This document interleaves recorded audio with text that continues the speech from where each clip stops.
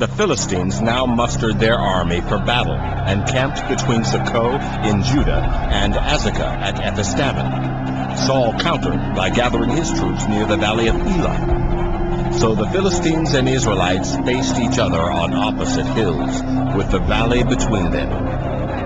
Then Goliath, a Philistine champion from Gath, came out of the Philistine ranks to face the forces of Israel.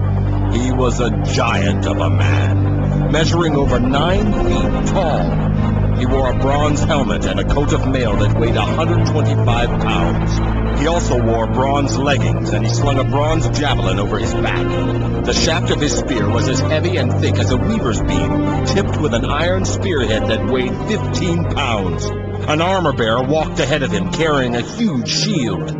Goliath stood and shouted across to the Israelites, "Do you need a whole army to settle this? Choose someone to fight for you, and I will represent the Philistines.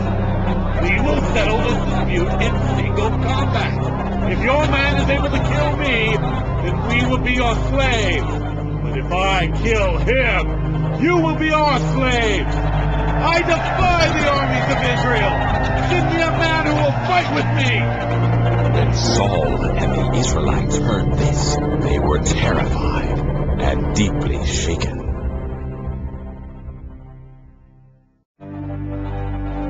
Then David's question was reported to King Saul, and the king sent for him. "Don't worry about a thing. I'll go fight this Philistine." "Don't be ridiculous. There's no way you can go against this Philistine. You are only a boy, and he has been in the army since he was a boy." But David persisted. "I have been taking care of my father's sheep. When a lion or a bear comes to steal a lamb from the flock, I go after it with a club and take the lamb from its mouth. If the animal turns on me, I catch it by the jaw and club it to death. I have done this to both lions and bears, and I'll do it to this pagan Philistine too, for he has defied the armies of the living God. The Lord who saved me from the claws of the lion and the bear will save me from this Philistine." Saul finally consented. "All right. Go ahead. And may the Lord be with you." Then Saul gave David his own armor, a bronze helmet and a coat of mail. David put it on, strapped the sword over it, and took a step or two to see what it was like, for he had never worn such things before. "I can't go in these. I'm not used to them." So he took them off again. He picked up 5 smooth stones from a stream and put them in his shepherd's bag. Then, armed only with his shepherd's staff and sling, he started across to fight Goliath. Goliath walked out toward David with his shield-bearer ahead of him, sneering in contempt at this ruddy-faced boy.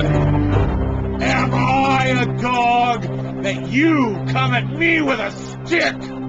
And he cursed David by the names of his gods. "Come over here, and I'll give your flesh to the birds and wild animals." "You come to me with sword, spear, and javelin, but I come to you in the name of the Lord Almighty, the God of the armies of Israel, whom you have defied. Today the Lord will conquer you, and I will kill you and cut off your head. And then I will give the dead bodies of your men to the birds and wild animals, and the whole world will know that there is a God in Israel.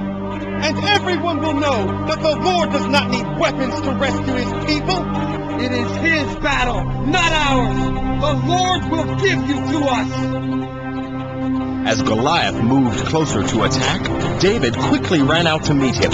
Reaching into his shepherd's bag and taking out a stone, he hurled it from his sling and hit the Philistine in the forehead.